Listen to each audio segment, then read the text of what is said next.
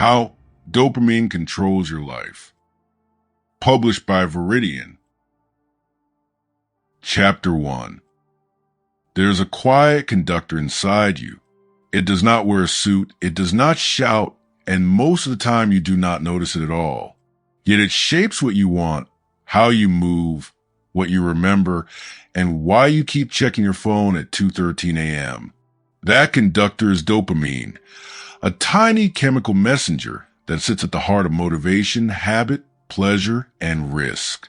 In this book, I will show you how dopamine quietly choreographs much of your life. The good, the bad, and the messy in between. More importantly, I will show you how to work with it, so your life bends toward purpose instead of distraction. You may have heard that dopamine is simply the pleasure chemical. That's a convenient shorthand, but it's wrong in a way that a map of a city printed on napkin is wrong. It captures a broad shape, but misses the streets that really matter. Dopamine is not merely about pleasure. It is about wanting, predicting, learning, and energizing action. It is a chemical that lights up when your brain calculates. This matters. Go get it. That calculation is performed not only when you taste a delicious dessert, but when you anticipate finishing a difficult project, when curiosity nudges you to click on a link, when fear freezes you at the crosswalk, and when a habit pulls you toward the same old routine. Dopamine is a currency your brain uses to bid for your behavior. This book is not a dense neuroscience textbook, and it is not a pop psychology fad.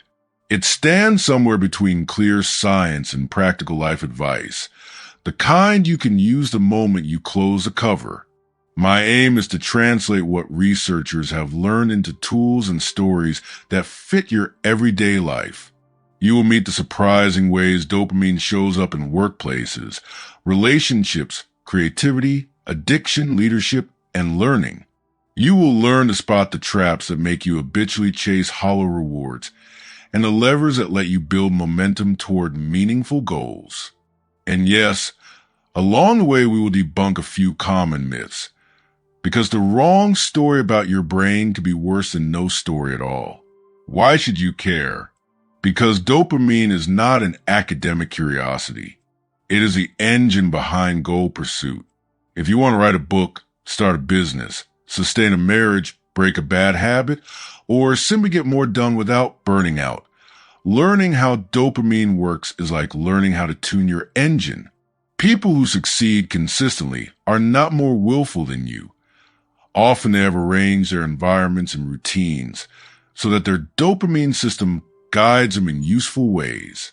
Conversely, people who feel directionless, chronically distracted, or burned out often fight a dopamine system designed to favor immediate, low-effort rewards over long-term gains. The mismatch between our ancestral wiring and modern life, glowing screens, endless novelty, constant stimulation, creates a battleground where dopamine frequently wins the wrong fights. This introduction is also a small promise. Over the next 9 chapters, you'll get a roadmap. What dopamine does physiologically, how it drives learning and habit, why modern technologies hijack it, how to design motivation instead of waiting for it, and practical exercises you can apply to work, relationships, and well-being. You'll also see real-life stories and small experiments. Simple ways to test ideas on yourself without making grand life changes overnight. The goal is incremental mastery, not a dramatic personality overhaul, but a series of small, consistent adjustments that accumulate into real change. Let me be honest, this is not a book about manipulating others or quick fix hacks. Dopamine can be used for manipulation, and there are people who exploit it: advertisers, games, social platforms. I will show you how those techniques work so you can protect yourself and reclaim your attention, not to use the same tricks on unsuspecting people. Human flourishing isn't about maximizing transient pleasure. It is about aligning your motivation with your values so that the rewards you chase actually improve your life. You may wonder whether changing dopamine is even possible. After all, if it's biological, doesn't that mean we're stuck? Not at all. Biology gives us tendencies, not destiny. The brain is plastic. It learns and rewires. Dopamine itself is context sensitive. It responds to prediction and expectation as much as to raw experience.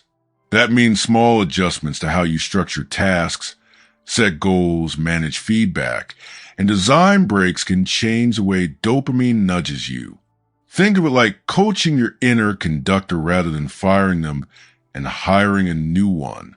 Throughout this book, I will insist on clarity and practicality. For every explanation I offer, I will follow an experiment you can try. A short practice, a tweak to your environment, a mindset shift. Some will be immediate. How to use micro rewards to gain early momentum on a project. Some will be long-term. How to cultivate deep motivation that survives setbacks. All of them are backed by the way dopamine actually works, not by wishful thinking. I want you to read this book like a curious friend sitting across the table. Skeptical but open, ready to try a few things and see what changes. You will not need medical training. And unless you want to, you will not need microscopes or fancy gadgets. The principles are practical, and the experiments are designed for your real life, for morning routines, for family interactions, for the office, for study sessions, for relationships, for creative work. If something resonates, try for a week and note the difference. If it doesn't, discard it and move on. The point is to build tools that serve you, not to follow doctrine. Before we step into finer mechanics of dopamine, take a moment to notice one thing. What are you wanting right now? Maybe it is to finish this chapter, make a coffee, check a notification, or set this book aside for later. That small, present desire is not trivial. It is the very phenomenon we are about to study. Understanding it will change the way you pursue things that matter. It will help you tell the difference between a craving that leads to nothing and an urge that leads to growth. So let's begin. Turn the page and we will open the hood of the engine. What dopamine is, where it comes from, and how it does its subtle work of shaping what you do next. If you have ever felt pulled in a dozen directions, or if you have celebrated a streak of productive energy and wondered why it ended, you are in the right place. This book will not give you a magic pill. It will teach you to be a better conductor for your own life. Chapter 2. The Dopamine Blueprint. Dopamine is less a single actor and more like a distributed team of workers, each with its own shift and job description. To use dopamine wisely, you have to know what the workers actually do. The common shorthand, dopamine equals pleasure, collapses three crucial functions into one lazy phrase. In reality, dopamine is about prediction, motivation, and learning. Once you understand those roles, you can design your days so that desire nudges you toward useful things instead of toward noise. At the simplest level, dopamine signals differences between what the brain expects and what actually happens. Neuroscientists call this a reward prediction error. If you expect nothing and suddenly receive something valuable, dopamine spikes. If you expect a reward and get it reliably, the dopamine response shifts earlier to the cue that predicts a reward. If you expect a reward and it fails to appear, dopamine dips. Those shifts matter because they are how your brain learns what matters. Over time, the brain stops celebrating the reward itself and starts celebrating the signals that reliably predict it. That transfer is why a phone buzz can pull your attention long before you open it. The buzz has become the predictive cue. There are two broad modes of dopamine activity worth noticing: fast, phasic bursts, and slower, tonic levels. The phasic bursts are short, intense pulses that happen when something surprising or important occurs. They're the fireworks that encode learning. That thing matters. Remember this. Tonic dopamine, by contrast, sets a background level of energy and willingness to act. When tonic dopamine is higher, you feel more vigor, more readiness to pursue goals. When it is lower, everything feels a bit heavier. The same task needs more effort. Both modes influence behavior. The bursts tell you what to learn and what cues to watch, while the tonic level determines how much you'll bother acting on those cues. Also crucial is the distinction between wanting and liking. Wanting is a motivational pull, the craving or drive to obtain something. Liking is the actual enjoyment when you get it. Dopamine is deeply involved in wanting. It's the currency of pursuit. The hedonic pleasure, the warmth of liking, involves multiple systems, including opioids and endocannabinoids. This separation explains paradoxes we've seen in everyday life and addiction research. You can intensely want something even as you like it less. That's why habits can feel compulsive. The wanting system keeps tugging while the liking system grows indifferent. Dopamine also plays a central role in reinforcement learning. When an action yields a reward, the dopamine spike strengthens the neural pathways that preceded that action, making the action more likely next time. It's an elegant economy. Energy and attention flow toward behaviors that have proven useful. But the system is not smart in the human sense. It is opportunistic. It prioritizes immediate, reliable signals over delayed, uncertain ones. This bias made sense in ancestral environments where immediate food or danger demanded quick responses. But in a world of delayed projects, long-term goals, and virtually endless small stimuli, that bias can be exploited. Modern technologies are particularly good at providing rapid, high-frequency rewards and clear predictive cues. Badges, notifications, likes, levels, and short video loops. Each of these is a neat little dopamine generator. They convert uncertain, meandering human attention into quick, learnable loops. Because our brains learn from prediction, these loops become cues that reliably predict small rewards. Over time, those cues can outcompete more valuable but slower to pay off activities like reading a book, learning an instrument, or building a business. The fact that we habitually default to the quick loop isn't moral failure. It's the dopamine system doing exactly what it evolved to do in a radically different environment. So, what can you do with this blueprint? The first practical idea is to manage prediction. If dopamine responds to cues that reliably predict reward, then structure and clarity are your friends. Break large goals into small, predictable wins. When you start a difficult writing session, give yourself a tiny, obvious first success. Open the file, write a single paragraph, or set a 15-minute timer. Each small success creates a predictable cue. You come to expect completion, and dopamine will reward the cue. Those micro wins chain together into momentum. Try this experiment for a week. Pick one larger task you've been avoiding. Break it into 30-minute units. Before each unit, identify one tiny, visible outcome, a paragraph, a completed spreadsheet line, a tidy pile. Track whether your willingness to start increases over the week. Second, use variable rewards sparingly and intentionally. Variable rewards, unpredictable payoffs, are especially powerful because they sustain attention. Casinos and social feeds exploit variable rewards to keep people engaged. But you can use variability to your advantage. When practicing a skill, mix predictable blocks to build confidence with variable challenges to maintain engagement and learning. For example, if you're learning languages, alternate predictable vocabulary drills with unpredictable conversation practice. The trick is to design variability that supports growth rather than compulsion. Third, separate cues from rewards when you want to break a habit. Habits are cue behavior, reward loops. If the cue is unavoidable and the reward immediate, the loop will keep firing. To break it, either remove or alter the cue, increase friction between cue and habit, or replace the reward with a healthier alternative. For instance, if you habitually check your phone during work breaks, change where you put the phone out of sight. Set a simple friction, a different app lock, or replace the reward, a 2-minute walk or a page of a book. Try this small experiment for 3 days.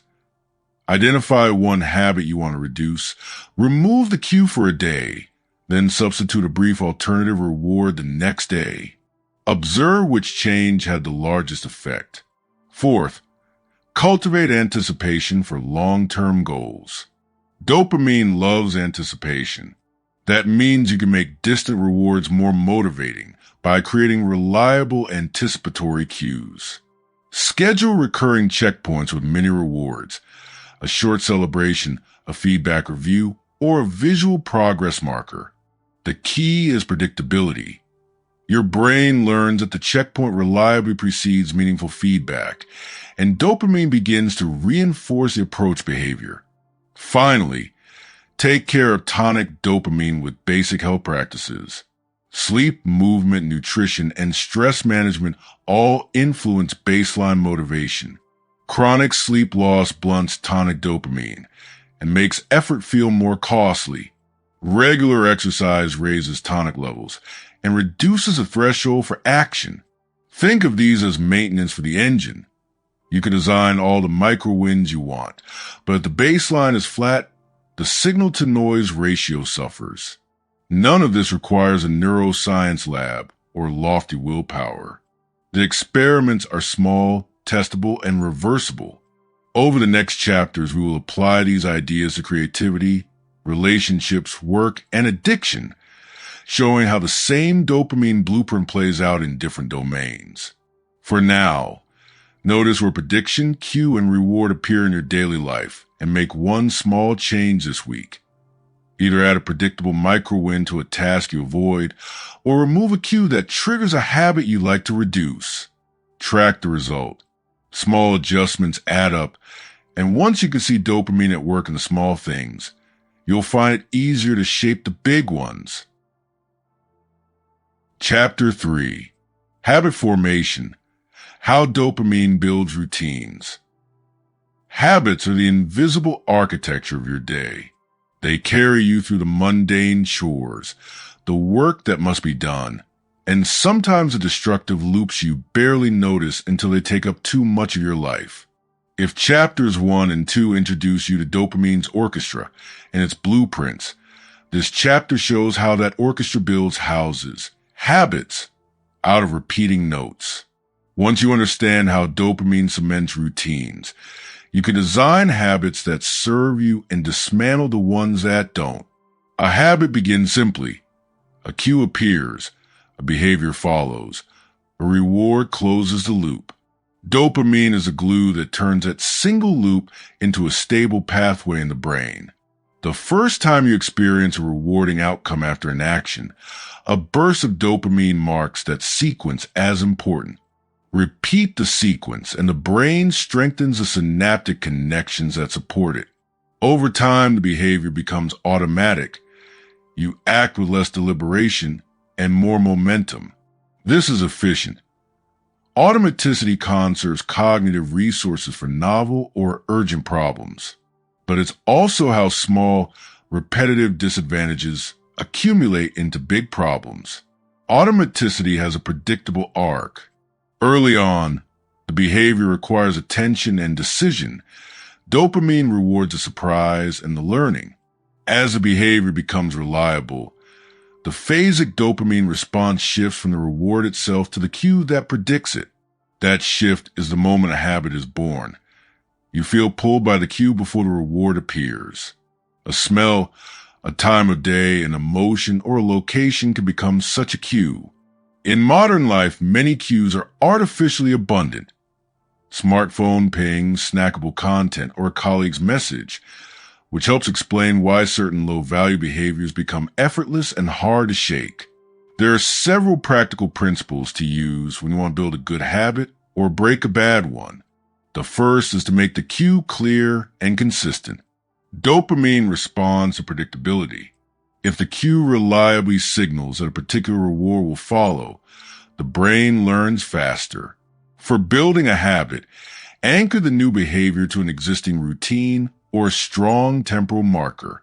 For example, instead of vaguely deciding to exercise more, decide to do 10 minutes of movement immediately after brushing my teeth in the morning. The toothbrush moment is a reliable cue. It will create repeated pairings that dopamine can learn from. Second, make the initial reward immediate and small.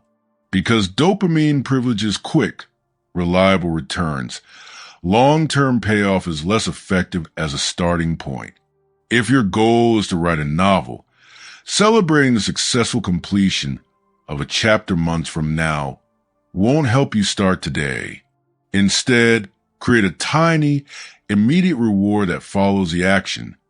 A visible check mark, a satisfying stretch, a cup of tea after a focus session. These micro rewards don't need to be indulgent. They simply need to be predictable and pleasant enough to close the loop. Over weeks, the small, repeated reinforcement turns a behavior into habit. Third, manage friction. To build a desired habit, remove obstacles. To break an unwanted one, add them. Friction is a practical lever because the dopamine system evaluates net expected value. How much effort will this cost versus how rewarding will it be? If you want to practice guitar every evening, leave the instrument out and tuned so action requires minimal effort. If you want to reduce late night snacking, put snacks in a hard-to-open container or on a high shelf, so the added effort reduces the impulse's likelihood of winning the moment. Small increases of friction are often surprisingly effective. Fourth, use identity and narrative. Habits are more resilient when they align with how you see yourself. Dopamine does its work irrespective of your self-concept. But identity provides a steady context that influences which cues you pay attention to. Instead of saying, I want to read more, try, I am someone who reads each night for 20 minutes. Framing it as identity changes the internal dialogue and supports consistency. The dopamine system rewards repeated behavior. Your identity supplies the social and narrative scaffolding that helps you keep showing up. Fifth, beware of reward substitution that backfires. Many people try to replace bad habits with neutral alternatives that aren't rewarding enough, then wonder why the change fails. If the replacement behavior lacks sufficient dopamine pull, the original habit's cue will eventually win. Effective substitution means offering an alternative that provides a comparable or better reward. Not necessarily the same sensory pleasure, but a reward that satisfies the motivational dimension. If you're trying to stop doom scrolling during breaks, substitute a 2-minute brisk walk, which provides a quick endorphin lift and a change of scenery. The new reward must compete with the old one. Habits also change through deliberate variability and scaling. When you're building a skill or an identity, keep early wins simple to maintain momentum, and then gradually introduce variability to avoid plateauing. Dopamine responds strongly to novelty and unpredictability, so a practice routine that occasionally mixes up exercises or introduces small challenges will sustain motivation and encourage deeper learning. Conversely, if you want to extinguish a habit, reducing novelty around the cue, making the cue bland and non-salient, can help reduce dopamine spikes and weaken the loop. Breaking entrenched habits requires time and intention because the brain has already encoded strong pathways. One effective strategy is to change the context. If a habit only fires in a certain environment, removing yourself from that environment or changing it alters a cue. Reward relationship. Another strategy is to interrupt the sequence. Identify the earliest possible moment in the chain where you can insert a pause or alternative action. Even a few seconds of delay can be powerful because it gives your prefrontal cortex a chance to reevaluate the choice before dopamine-driven momentum carries you forward. Here are 3 short experiments to try this week. Experiment 1. Pick one small habit you want to build. Anchor it to a precise cue you experience daily. Make the resulting behavior so small you can't fail. 2 minutes, 1 sentence, 1 push-up, and pick a tiny, immediate reward for completion. Keep a visible tracker and do it for 7 consecutive days. Notice whether starting gets easier and whether the cue begins to prompt you automatically. Experiment 2. Pick one habit you want to reduce. Identify the cue and add a single friction step between cue and behavior. For example, move an app behind a folder, unplug a gaming console, or put snacks in another room. Track how often the behavior occurs and whether the friction reduces it. Experiment 3. Combine identity with action. Choose a new behavior and write a short statement in present tense describing your new identity, e.g., I am a person who journals each evening. Repeat it before the behavior for 5 nights and note whether it affects your consistency. A final note about compassion. Habits are not moral failing.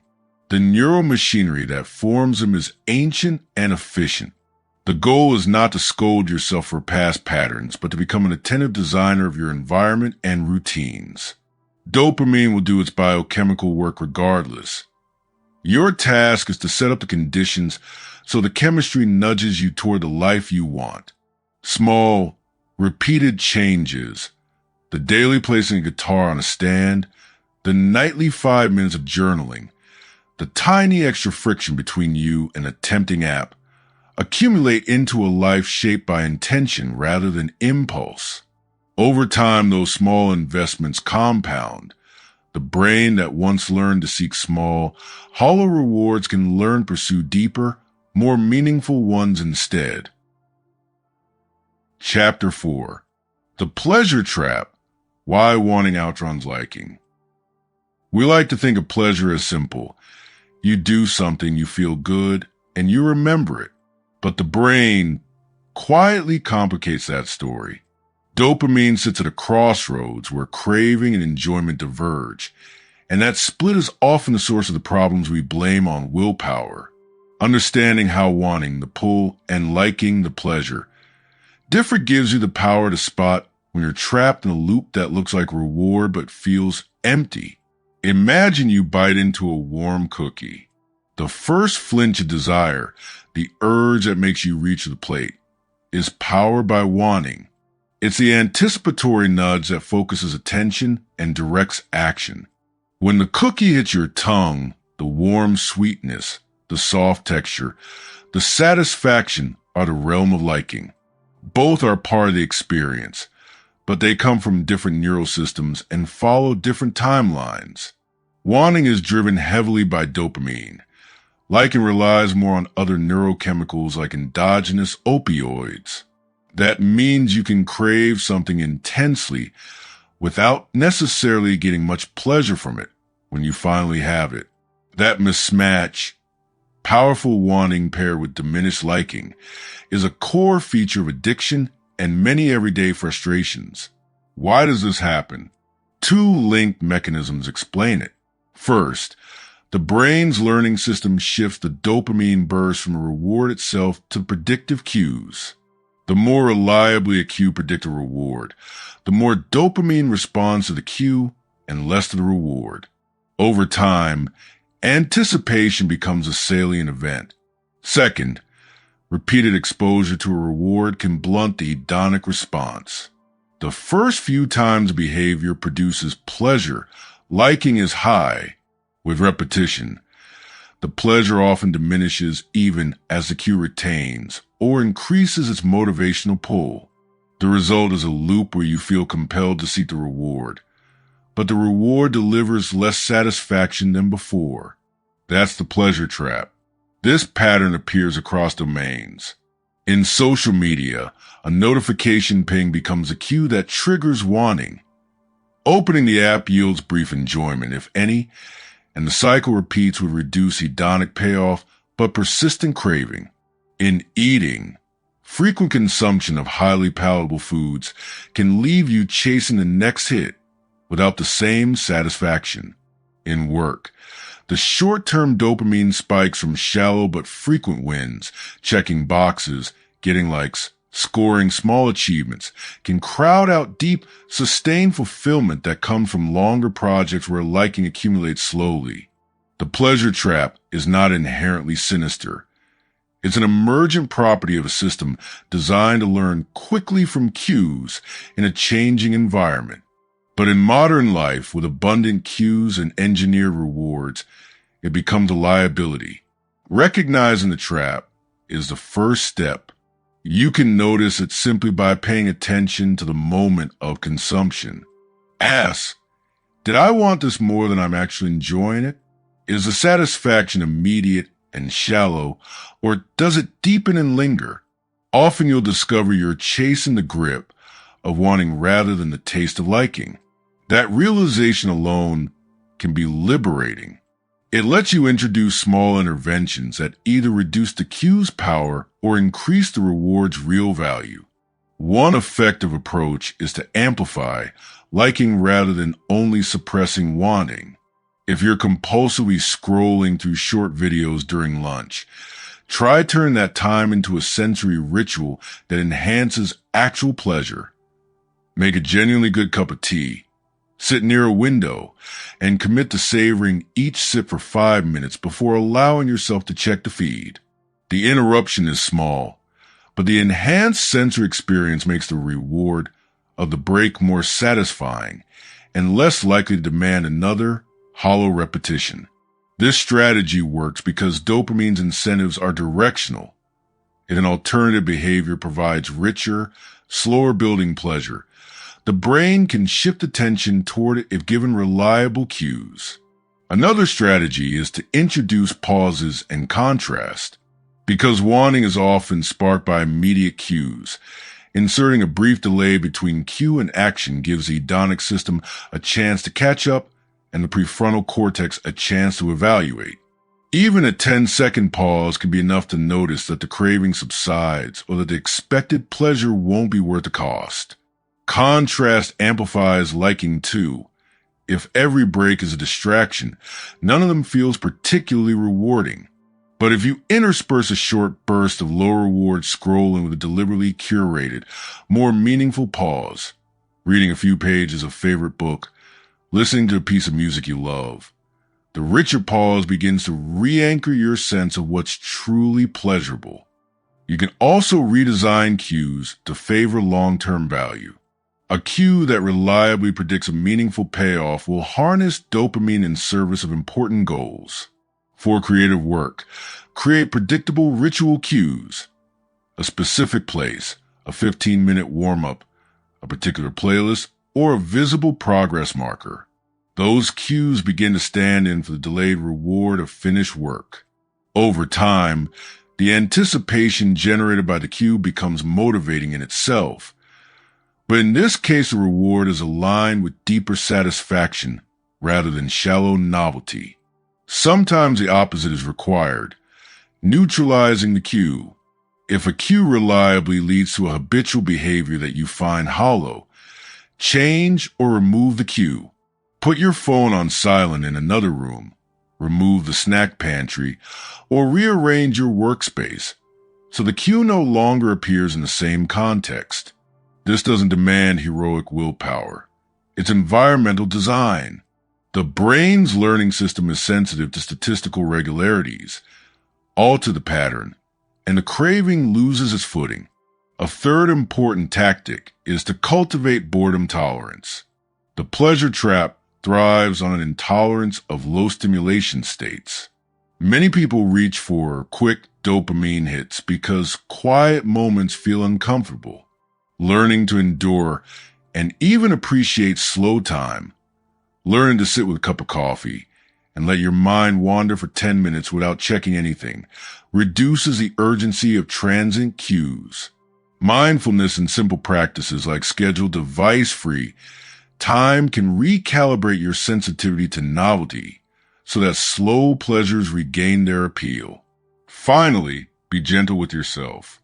The pleasure trap is a predictable response to a sophisticated but not omniscient system facing an artificial environment.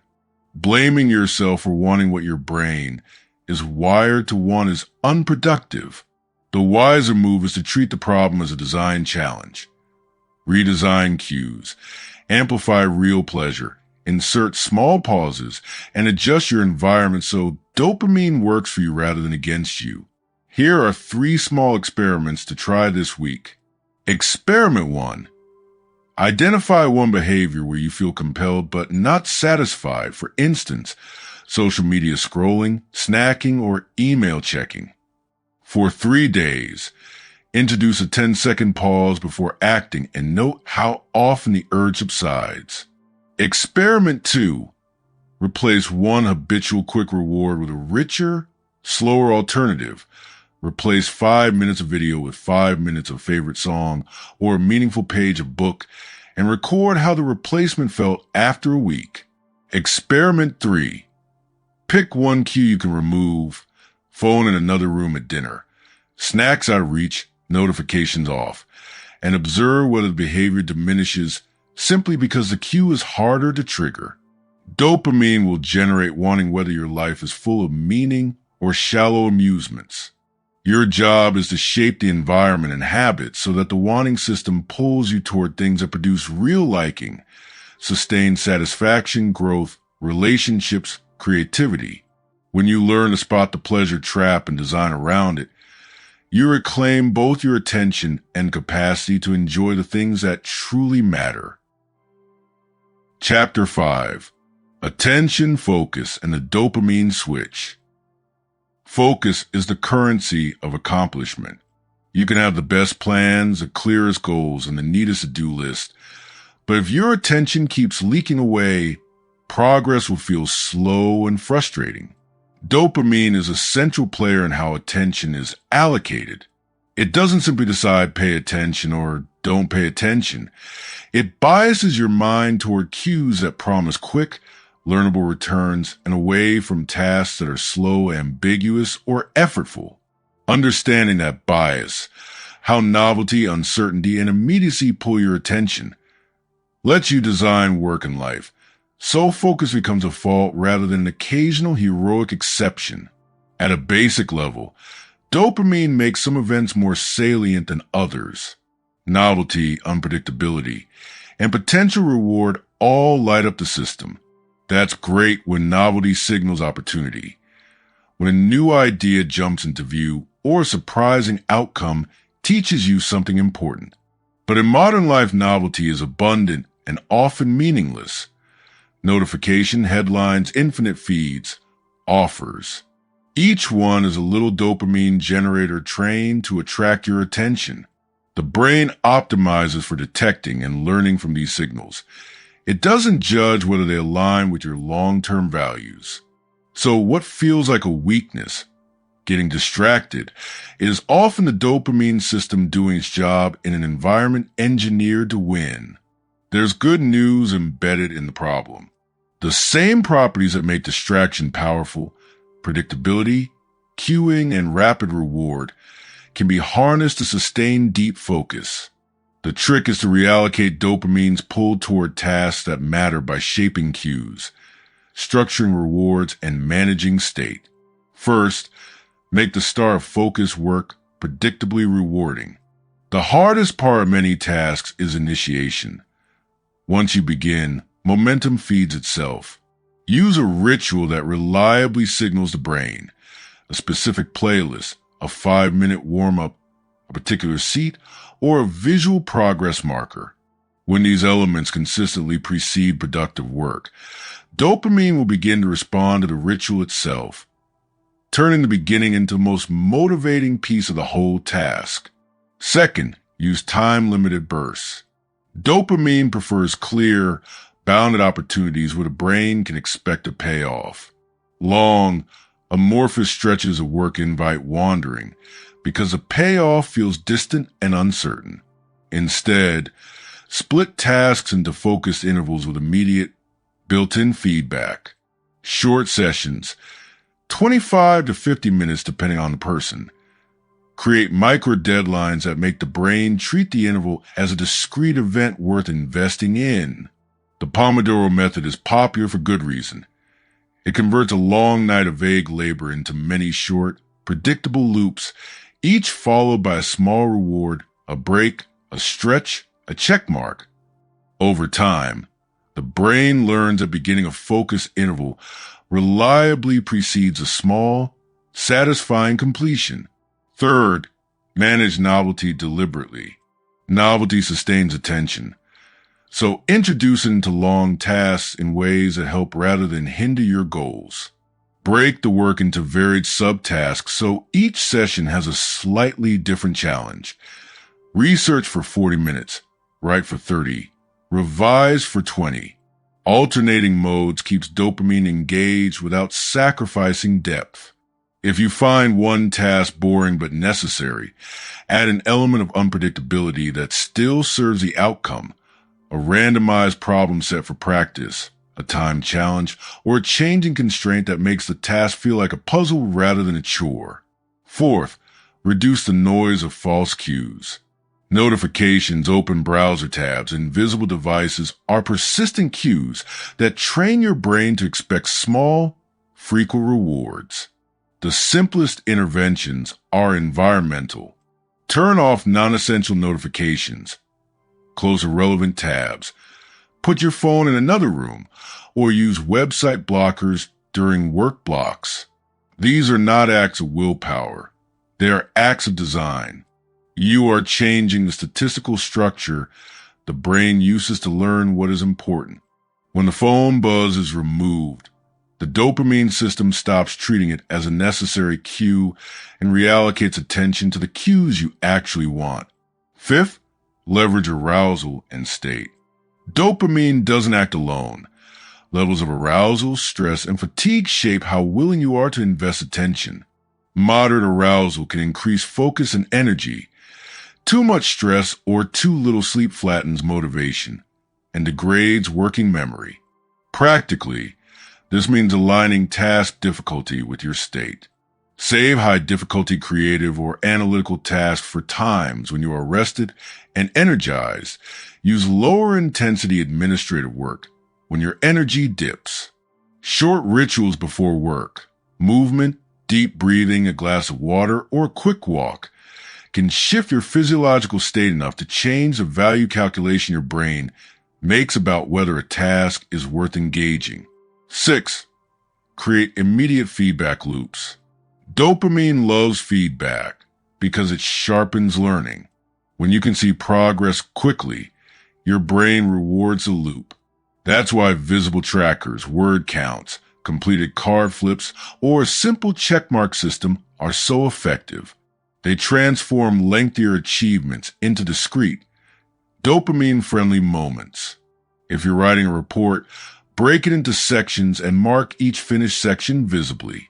If you're learning a language, celebrate every new 10 words learned with a small ritual. The constant scaffolding of feedback keeps motivation steady across long efforts. Flow, a state where attention seems to melt into performance, is often described as the sweet spot between challenge and skill. Dopamine contributes to entering and sustaining flow by making cues and feedback feel meaningful and by sustaining the urgency needed to stay with the task. Designing work to align with your skill level and providing immediate, clear goals increases the probability of entering flow. The goal is not to force flow, but to create conditions where it becomes more likely. Clarity of purpose, appropriate challenge, minimal interruptions, and visible progress. Finally, remember the power of small experiments. Attention is personal. What draws one person is different from what draws another. Try different rituals, interval lengths, and environmental tweaks, and measure What helps you maintain focus? Keep a simple log for a week. When you worked, for how long, what preceded it, and what interruptions occurred. Patterns will emerge. And once you see them, you can redesign the cues and rewards that guide your attention. Try these 3 short experiments this week. Experiment 1. Choose one important task and design a 5-step ritual that signals the start, e.g., kettle on, clear desk, headphones on, 5-minute timer, 2 deep breaths. Use it before each focus session and note whether starting feels easier. Experiment 2. Implement 2 45-minute focus sessions per day with all notifications off and the phone in another room. After 5 days, compare total deep work time and perceived productivity. Experiment 3. Create a visible progress tracker for a long project, a large poster, a checklist, or a digital board, and record every small completion for 2 weeks. Observe whether the micro rewards increase your willingness to begin and sustain work. Dopamine is neither a villain nor a hero. It is a mechanism that biases attention toward cues that look like learning opportunities. The modern challenge is to make your most important tasks look like those opportunities. With predictable rituals, bounded work intervals, deliberate novelty, controlled cues, aligned arousal, and immediate feedback, you can flip the dopamine switch so that your attention serves creation and meaning, not distraction and noise. Chapter 6. Learning and Creativity. How dopamine fuels insight. Learning and creativity feel mysterious because they're visible outcomes. A solved problem, a new idea, an elegant sentence arrive after a messy process. Dopamine is one of the quiet engines beneath that process. It does not create insight by itself, but organizes the conditions under which insight is likely. It directs attention to anomalies, rewards a curious probe, and strengthens the pathways that produce useful discoveries. Understanding how dopamine participates in learning and creativity helps you design practice, manage frustration, and invite genuine breakthroughs rather than chasing the illusion of productivity. Curiosity is dopamine friendly. When something violates your prediction, an unexpected result, a puzzling gap in a story, a surprising fact, dopamine signals that the discrepancy matters. That signal makes you want to close the gap. You look up the answer, test a hypothesis, tweak an experiment. In that sense, curiosity is dopamine's behavioral expression. Effective learning routines exploit this by presenting information in manageable gaps rather than as tidy, complete packages. A well-designed problem set, a provocative question at the start of a chapter, or a deliberately frustrating puzzle creates a small prediction error that primes dopamine to reward exploration. The result is active engagement rather than passive absorption. The structure of feedback also matters.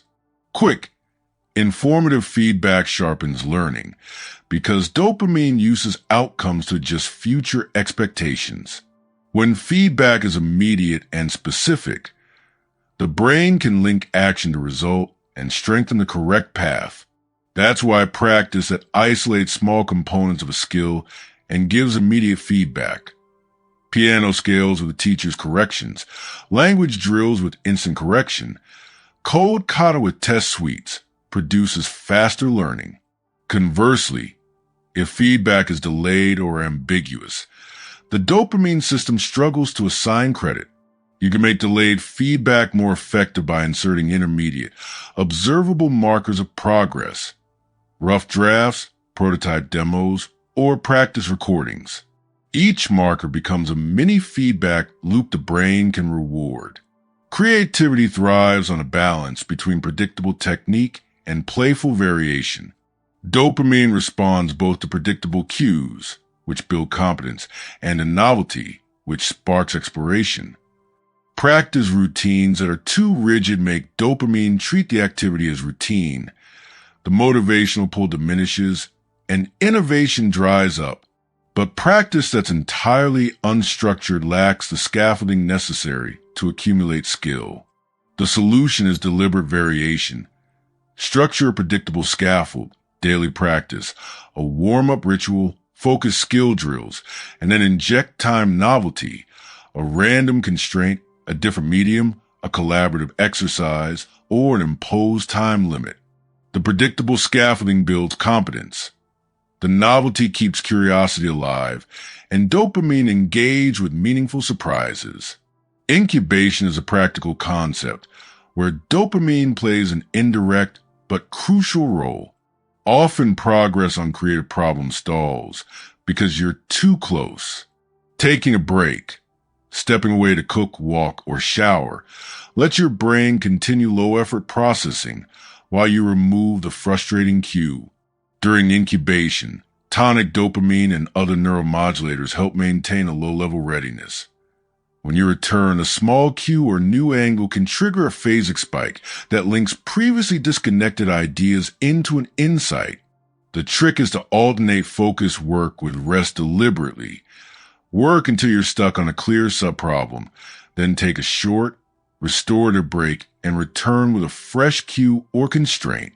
The myth of inspiration as something you wait for is damaging because it makes you passive. Dopamine rewards seeking behavior. So the active stance, try, fail, adjust, try again, is not just pragmatic, it's neurobiologically sensible. Creative people often produce a lot of mediocre work because they understand quantity produces quality. Each attempt generates new prediction errors and opportunities for learning. If you want more creativity, schedule volume. Make small, low-stakes attempts frequently.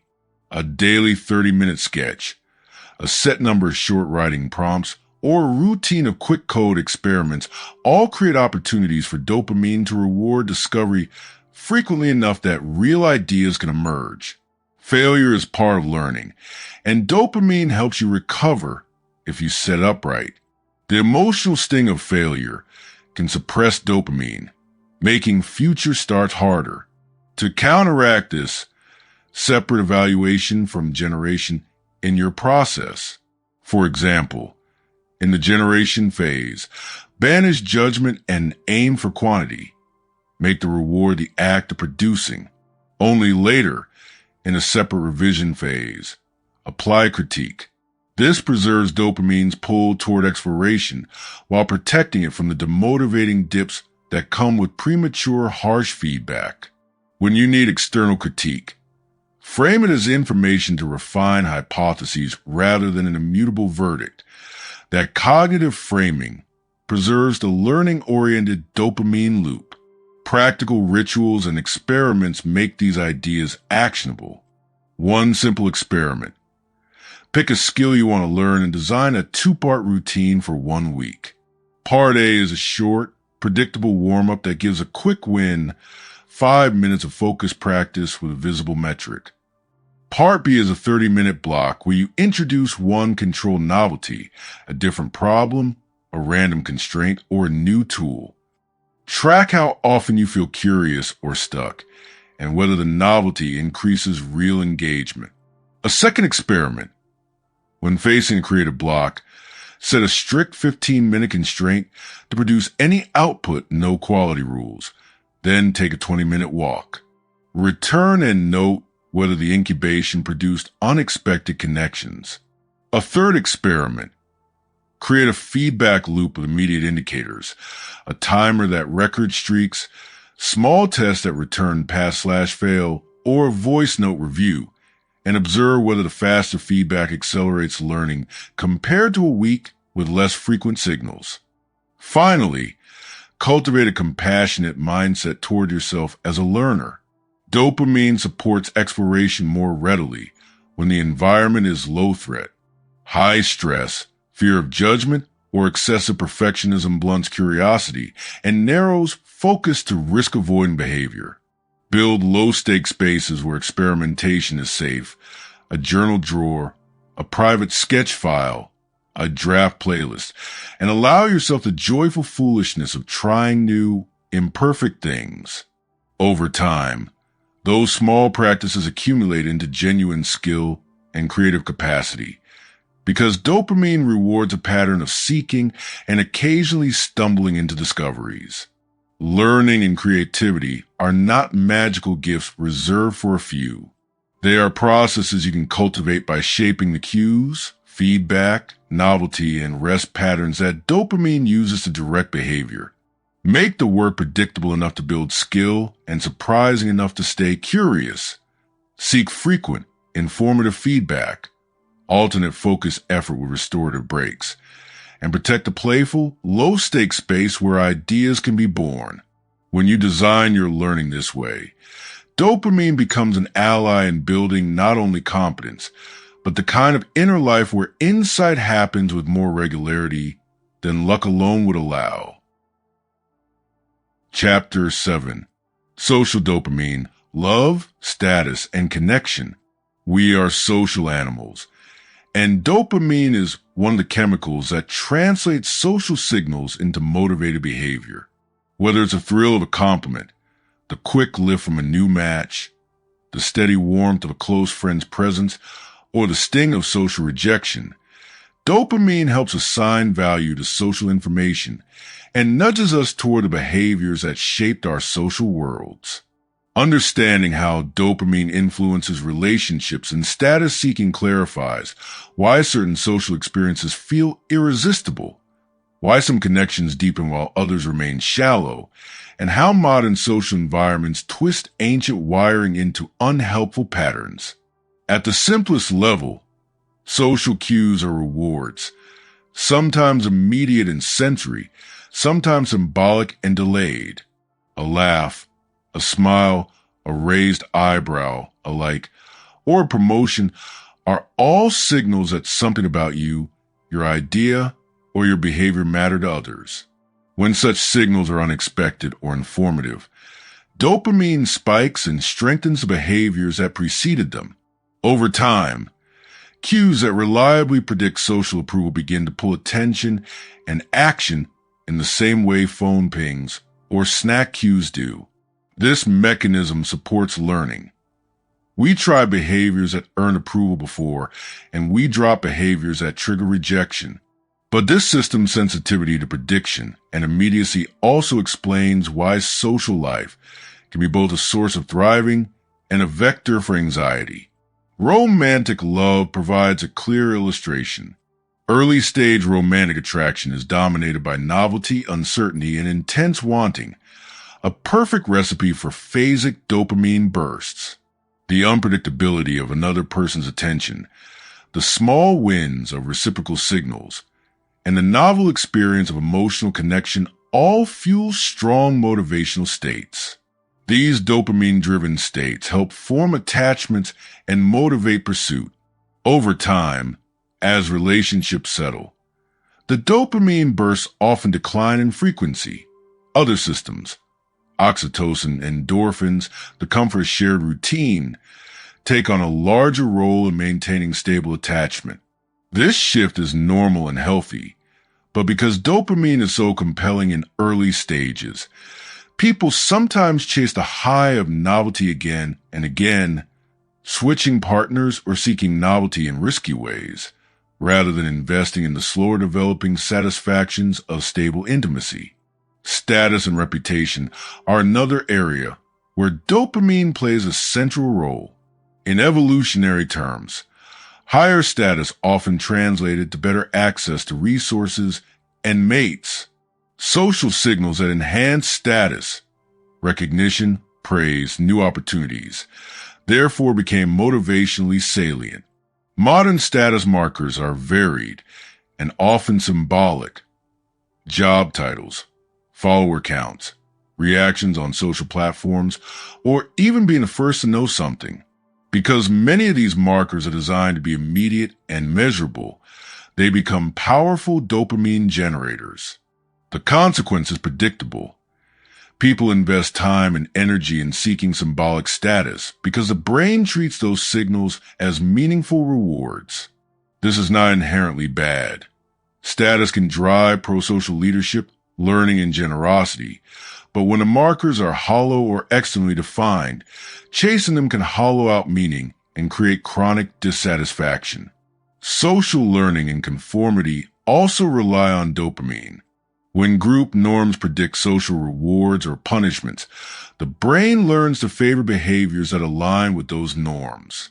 This is why subtle cues from colleagues or partners, a tone of voice, a body posture, a shared joke, can steer your actions without explicit instruction. Dopamine reinforces the cue behavior reward loop, making social coordination efficient. The downside is that the same mechanism can entrench unhealthy norms or groupthink. If the reward structure favors short-term wins or risk-avoidant behavior, the group can lock into patterns that aren't individually or collectively healthy. Rejection and social threat trigger a related but different cascade. When expectations of social reward fail, a friend cancels, a message goes unanswered, or a critique stings, dopamine can dip. That dip is often experienced as a drop in motivation or a pinch of sadness. More severe or repeated dips can be painful and motivating in maladaptive ways, chasing reapproval, hypervigilance, or retreating from social life. The key insight is that social pain and social reward share neural real estate. Caring deeply makes us vulnerable. The healthy response is not to harden, but to build resilience and diversify sources of reward, so that a single social signal cannot completely derail your motivation. Modern social technologies amplify both the rewarding and punishing properties of social signals. Instant feedback loops like comments, views, provide high-frequency, quantifiable social signals that the dopamine system learns quickly to chase. At the same time, their ephemerality and variability can amplify anxiety because a single post performance becomes overloaded with meaning. Is it a referendum on your worth? It shouldn't be, but our dopamine wiring will treat the unpredictable social signal as highly informative. That combination explains why some people feel elated and devastated in rapid succession depending on their feed. Understanding this helps you step back. The platform is designed to create many small, variable social rewards. Your brain will respond predictably. You can redesign your relationship with these signals rather than blaming yourself for how reactive you are. There are practical, human-centered levers to bring dopamine's social influence into service of deeper connection and well-being. First, diversify your social reward portfolio. Relying on one source, one online audience, one relationship, one friend group, makes you vulnerable to big dopamine swings when that source changes.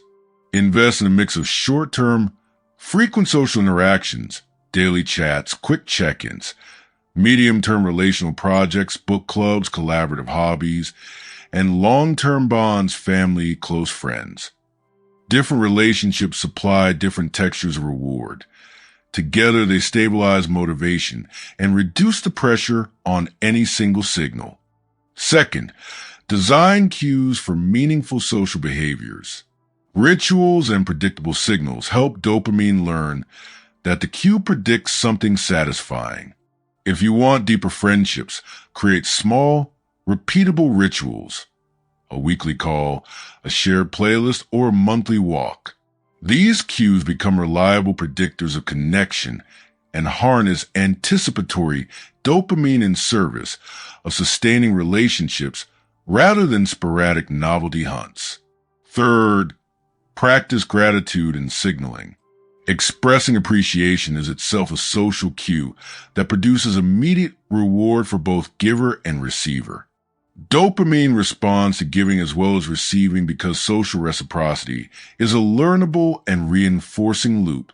Small acts of recognition, a text that thanks someone, a short compliment, a public acknowledgement, generate positive social feedback that strengthens relationships. Over time, cultures of appreciation change the statistical structure of social reward in a group, making prosocial behaviors more likely. Fourth, cultivate slow, embodied social experiences. Dopamine favors novelty and predictability in different measures. Slow, repeated shared experiences build deep liking even if they lack high-frequency spikes.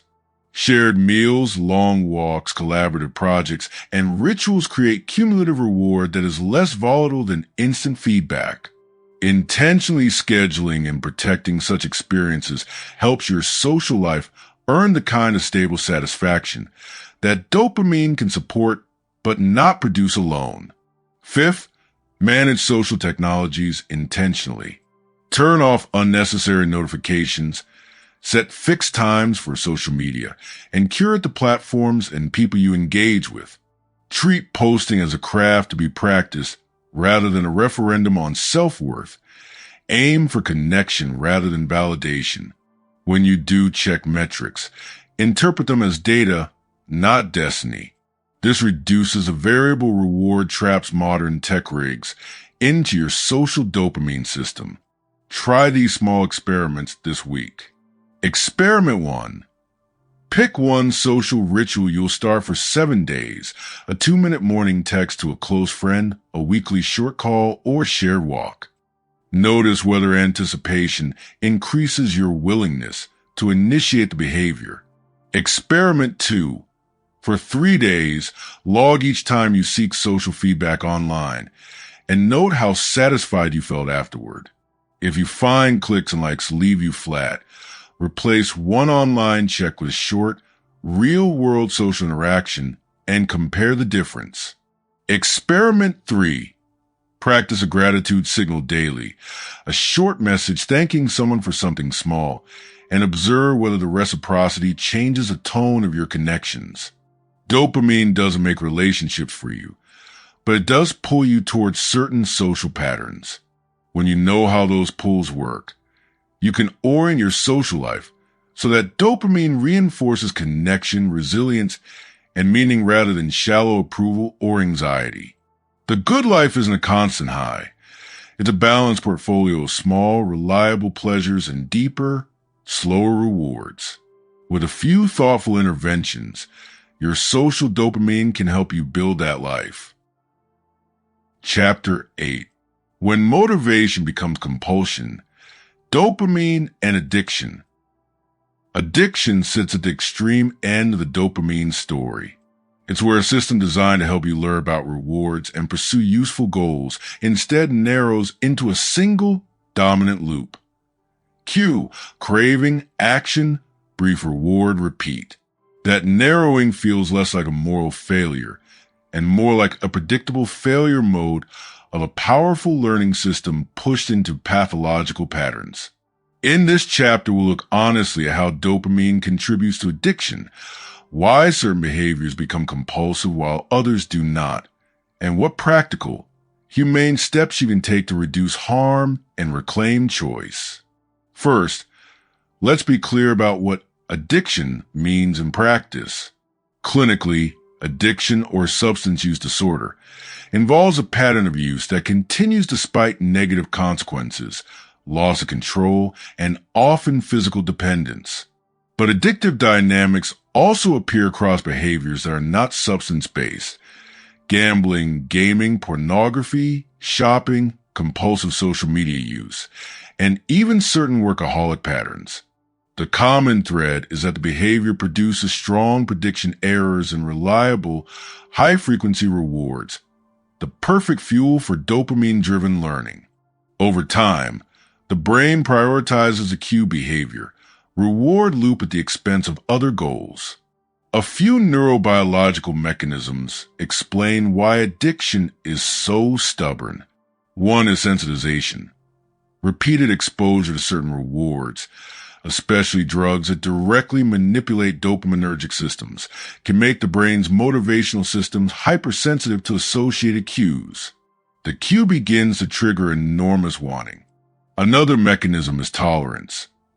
The hedonic response to reward liking can diminish over time, even as craving increases.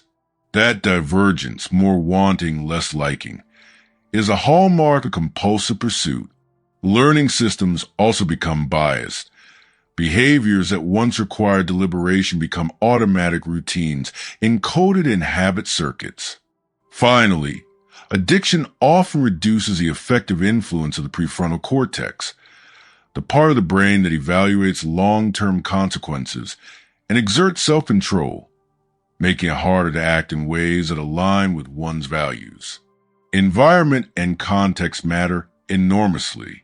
Addiction doesn't exist in a vacuum. It's shaped by stress, social isolation, availability, routine, and meaning. A person under constant stress or with few rewarding alternatives will be more vulnerable because the dopamine system is trying to solve an urgent problem, reduce distress, find comfort, or escape.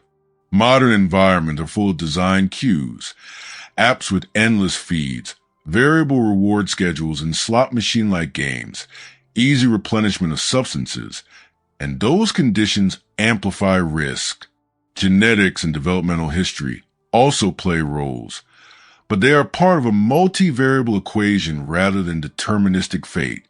Treatment and recovery are similarly multifaceted because the problem is not a single broken lever, but a whole adapted system. There is no one-size-fits-all quick fix. Effective approaches combine several strategies that map neatly onto what we know about dopamine. The first cluster strategies is about interrupting the cue-reward loop. That means removing or altering cues, increasing friction, and changing context. Put your phone in another room during work. Uninstall or log out of apps that trap you. Use blocking software. Store substances where access is difficult. And reorganize social time to reduce exposure to triggering environments. These changes don't rely on willpower. They change the statistics the brain uses to learn what's important. Second, substitute and upgrade rewards. If a behavior is addictive because it reliably produces fast dopamine hits, the practical response is not merely to deny yourself, but to offer alternate behaviors that are immediately rewarding and sustainable. Exercise, social rituals, engaging hobbies, or short creative practices. The alternative must be accessible and appealing in the moment. Small pleasures that can be reliably accessed, a brisk walk, a 10-minute creative session, a ritual cup of tea with focused attention, can reduce the urgency of compulsive behaviors by competing in the motivational marketplace. Third, strengthen top-down control and coping capacity. Cognitive behavioral strategies, mindfulness, and stress management techniques don't fix dopamine, but they change how you respond to cues. Pause and plan routines, reappraisal techniques, reframing urges as temporary brain signals, and short delay tactics. Wait 10 minutes. Give the prefrontal cortex time to reassert control. Physical practices, sleep, nutrition, and regular exercise restore baseline motivation and reduce vulnerability. Social support and accountability are also critical. Recovery is easier when you have people who understand, check in, and help restructure environments. Fourth, professional and medical options exist and are often necessary. For substance addictions, medications can normalize neurochemistry and reduce cravings. For behavioral addictions, structured therapy, support groups, and sometimes medication for comorbid conditions like depression or ADHD are helpful. Harm reduction, reducing the negative consequences of behavior even if abstinence isn't immediately possible, is a compassionate, evidence-based pathway. It recognizes incremental change. Small, durable reductions in harm are meaningful and often more realistic than radical overnight transformation. Prevention is worth emphasizing because the dopamine system learns from patterns. Early environmental design, limiting opportunities for high-frequency rewards in children, teaching boredom tolerance, and creating rich alternatives to screen time changes the developmental statistics the brain records.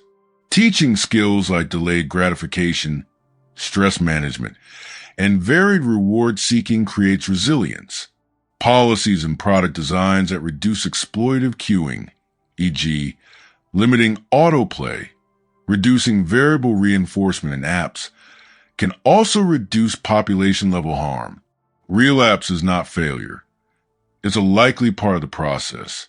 Because learning is encoded biologically and environmentally, long-standing cues can reawaken old loops. Prepare for setbacks by having pre-planned responses. Immediate removal of cues, a short list of alternative activities, and a social contact to call. Reflect on relapses as data about which cues are strongest and which contexts need further redesign. Here are 3 practical experiments you can try if a particular behavior feels compulsive. Experiment 1.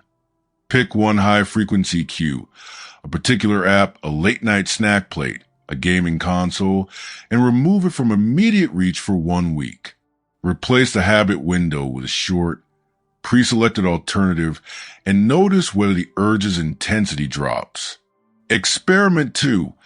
Create a 10-minute rule for cravings.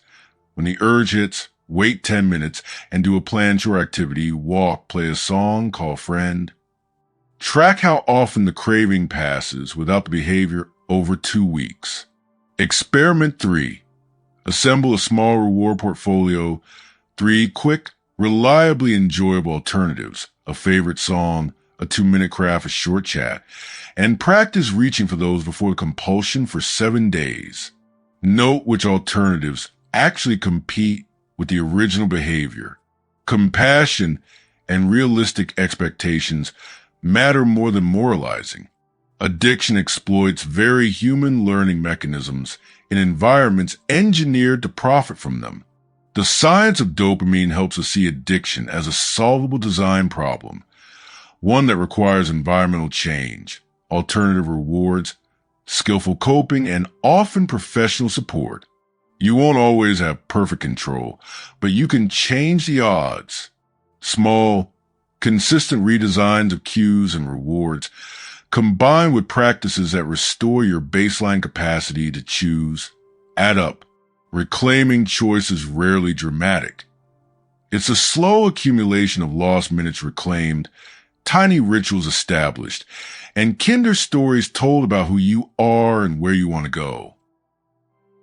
Chapter 9. Decision-making. How dopamine steers your choices. Every day you make hundreds of choices. What to eat, whether to reply to a message, which project to prioritize, how to react in a tense conversation. Many of these choices feel deliberate, as if reason sits at the wheel. In truth, dopamine is one of the quiet co-pilots nudging direction at nearly every turn. It doesn't decide morality or wisdom. It biases value estimates, colors risk assessment, and amplifies perceived urgency. Understanding those biases helps you design better decision environments, avoid predictable traps, and make choices that line up with your longer-term values. At its core, decision-making is about estimating value under uncertainty. What will happen if I do X instead of Y? Dopamine contributes to that estimation by signaling expected value, and by reflecting how certain the brain is about outcomes. When dopamine signals are high, options look more attractive and the cost of acting feels lower. When dopamine is low, the same options can seem effortful or unrewarding. This is why a task that looked appealing in the morning can feel impossible by evening. Tonic dopamine, the background level of motivational energy, varies with sleep, stress, and nutrition. It's also why small environmental cues can flip a choice from no to yes in an instant. A cue that predicts reward spikes dopamine and briefly increases the subjective value of the associated action. Dopamine's effect on risk and uncertainty is especially important. The neurotransmitter responds strongly to prediction and surprise, which means it favors options with clear, learnable payoffs over those with delayed or probabilistic returns. In practice, this makes immediate, tangible rewards disproportionately influential. When you're deciding whether to spend 2 hours polishing a report or scroll for 30 minutes, dopamine biases you toward the instant micro-reward unless a longer-term task is structured to provide nearer-term signals of progress. This tendency explains common decision failures, choosing quick comforts over difficult investments, favoring short-term social validation over deep relationships, or accepting low-quality but high-frequency rewards at the expense of slow-burning satisfaction. Dopamine also influences exploration versus exploitation trade-offs. When the environment is uncertain, you can exploit a known reward or explore unknown options that might be better. Phasic dopamine bursts to surprising outcomes encourage exploration. They flag that some untried option produced unexpected value and is worth investigating. Conversely, predictable rewards strengthen exploitation of known strategies. Skilled decision-makers learn to manipulate this trade-off. When exploring new territory, learning a skill, pivoting a career, they tolerate higher short-term uncertainty. When exploiting, scaling a known method, they double down on consistent cues and processes. You can deliberately encourage exploration by creating low-stakes opportunities to try alternatives, a weekly experiment, a side project, a short-form trial. So dopamine-driven curiosity can surface promising directions without catastrophic downside. Another subtle way dopamine shapes decisions is by biasing attribution, the brain's process of assigning credit or blame. When an outcome is surprising and positive, a dopamine spike helps tag the preceding actions as valuable, making you more likely to repeat them. But accurate attribution depends on clear feedback. In complex environments where many variables interact, dopamine can promote mistaken conclusions. You might credit a lucky shortcut and ignore the stable practice that actually produced consistent gains. That's why careful experiment design and reliable measurement matter. Break decisions into testable steps. Isolate variables where possible, and treat initial wins as hypotheses to be verified rather than proofs of long-term truth. Emotions, too, are braided into the system. Dopamine interacts with stress, anxiety, and mood in ways that alter choice. Under pressure, the brain narrows its focus, favoring options with predictable, immediate payoffs. That adaptive in acute danger, but maladaptive for complex planning. If you find your decision-making deteriorates under stress, it's not just personality, it's neurochemistry. Interventions that reduce acute stress and restore baseline dopamine, breathing, short walks, hydration, reframing the task, can broaden your choice set and restore better judgment. Practical design principles follow directly from these functional points. First, make the future feel nearer. If long-term goals feel distant, restructure them into predictable checkpoints with small, tangible outcomes. The brain will treat them as nearer-term rewards, and dopamine will reinforce the behaviors that lead there. Visual progress bars, weekly reviews, and ritualized milestones all turn a distant payoff into a chain of immediate incentives. Second, reduce noise and clarify causality.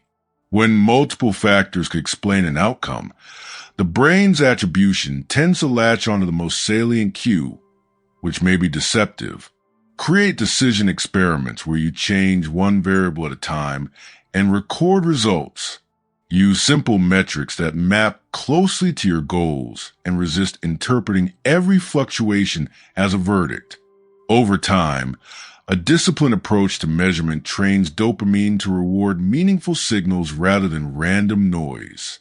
Third, use scheduled exploration.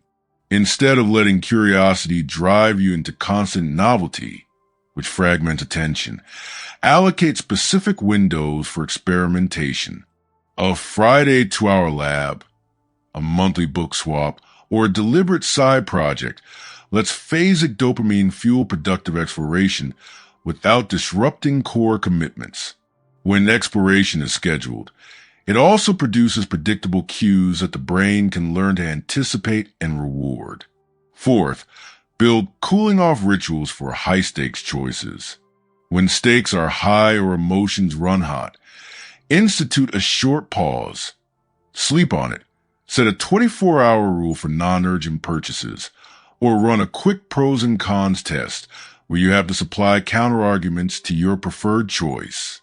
Small delays give the prefrontal cortex time to weigh long-term consequences and let transient dopamine-driven urgency subside. Fifth, design your environment to make the best choice the easiest one. Remove friction for actions you want to encourage and add friction for those you want to avoid. Want to eat healthier? Pre-chop vegetables and make them visible. Want to avoid impulsive purchases?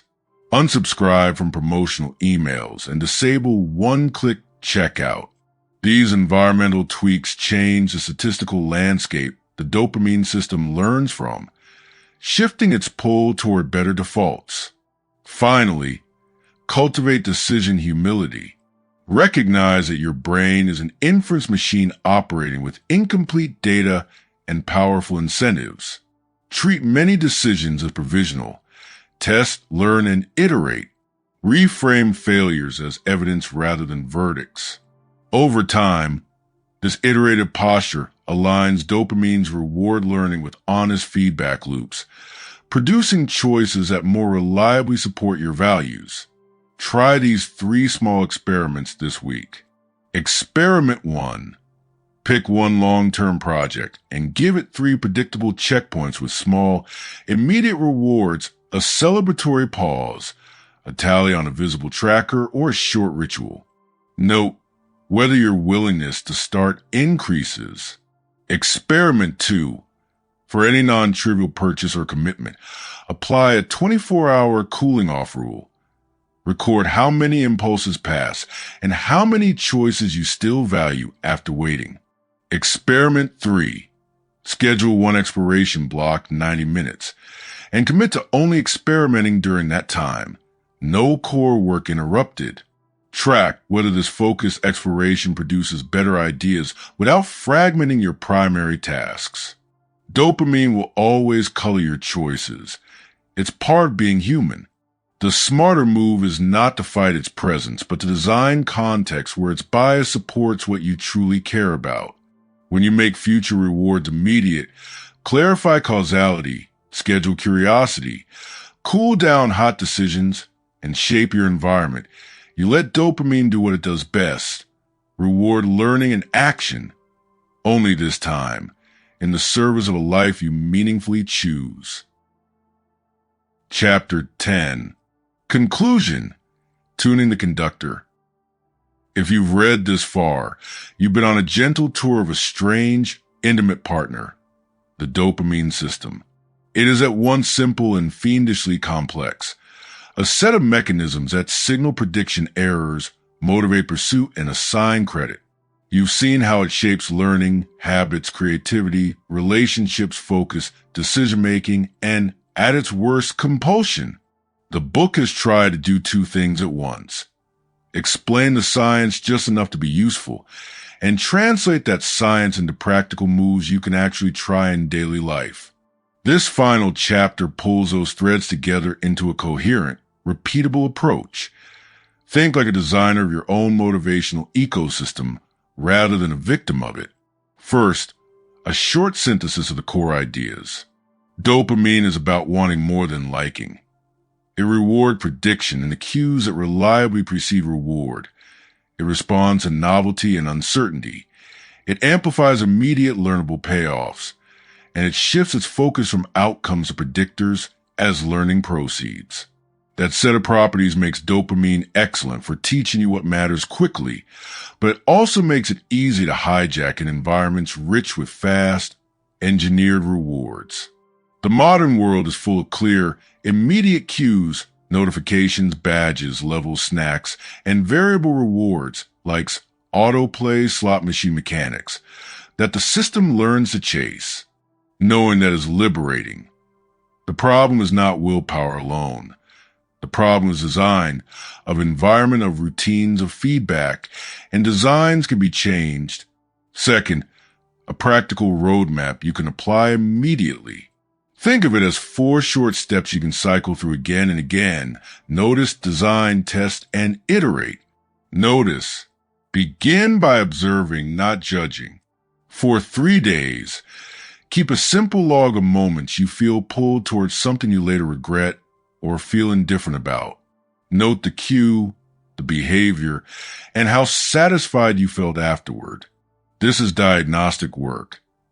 You are mapping the cue, behavior, reward loops in your life, so you can redesign the high leverage parts. Design. Use the principles in this book to change those loops. Make cues clear for behaviors you want to build, anchor to existing routines. Make rewards immediate and small at first, micro wins, visible trackers, and add friction or remove cues for behaviors you want to reduce. Where possible, replace hollow rewards with richer alternatives that provide real liking, a good cup of tea, a short walk, a quick creative burst. 4 high-value long-term goals. Create predictable checkpoints and mini rewards so the future feels nearer. Don't forget the basics. Sleep, movement, nutrition, and stress management raise your baseline motivational capacity. Test. Implement small experiments rather than sweeping decrees. Try a 7-day test. Put your phone in another room during work blocks, or anchor a new habit to a fixed cue for a week, or enforce a 24-hour cooling off rule for non-essential purchases. Measure simple, visible metrics. Days you completed a ritual, number of times you checked the app, minutes of focused work. The science of dopamine loves measurable signals. Give your brain clean feedback so it can learn the new pattern. Iterate. Use the data. If something works, scale it slowly. If it doesn't, tweak the cue, reward, or friction. Small changes compound. The point is not perfection. It's accumulation. Over months, weeks of 10-minute rituals add up into real capability and identity shifts. Third, some enduring heuristics to keep in your pocket. Design for predictability when you want consistency. Design for variability when you want engagement. Anchor new behaviors to strong cues, a meal, a hygiene routine, the start of the workday. Make starts tiny, make begin the easiest part. Protect slow pleasures and cultivate boredom tolerance. Curate your social reward portfolio so no single signal can destabilize you. When facing urges, insert a pause and a planned alternative. Treat relapse as feedback, not failure. Fourth, a humane note about ambition and gentleness. Dopamine will not make you flawless and will not always cooperate with your best intentions. That's fine. The goal is not to squeeze every bit of potential from the system until you burn out. It's to guide the system so it serves meaningful ends. Sustainable change combines environmental design with self-compassion. Replace harsh self-talk with the curiosity you use to collect diagnostic data. Celebrate small wins because the brain notices them and because you deserve recognition for incremental growth. Fifth, toward a life shaped rather than reacted to. The ideas in this book are tools for authorship. You do not have to be pulled by the loudest, fastest cues. You can create rituals that produce steady pleasure. You can make difficult projects feel less daunting by slicing them into dopamine-friendly loops. You can form relationships that reward depth more than novelty. You can reduce the power of compulsion by redesigning context and building alternative rewards. The work is partly biochemical and partly creative. You are redesigning the probabilities your brain uses to learn what matters. To leave you with a short checklist. Keep it visible, pin it to your desk, recite it when you wake up. Notice one cue that repeatedly pulls you toward low-value behavior. Remove or change that cue, or add friction between cue and behavior. Choose one meaningful task and break it into 3 predictable micro wins. Add one small, reliable reward to make starting easier. Schedule one device-free or slow pleasure ritual each day. After a week, review what changed and adjust. Finally, a last encouragement. Understanding dopamine is not a secret weapon for constant productivity, nor is it a moral yardstick. It's a map, a practical, somewhat blunt map, for understanding why you do what you do and for helping you do more what matters. The small experiments you run are not tests of your character. They are tools for discovery. Some work, some don't. Some lead to surprising shifts. Over time, with curiosity and kindness, you will notice patterns where once there was chaos. You'll learn to recognize the soft pull of wanting and ask whether it aligns with what you actually value. You'll be able to set up cues that cheer you toward the life you want rather than the life an app or a snack tells you to chase. Dopamine will keep doing its job. Your job, now, is to become a better conductor, not by silencing the orchestra, but by tuning the instruments and choosing the music. If you do that thoughtfully, you'll find the conductor inside you becomes less a hijacker and more of an ally. That's not a small change. It is, in the end, an invitation to live with more focus, meaning, and real pleasure.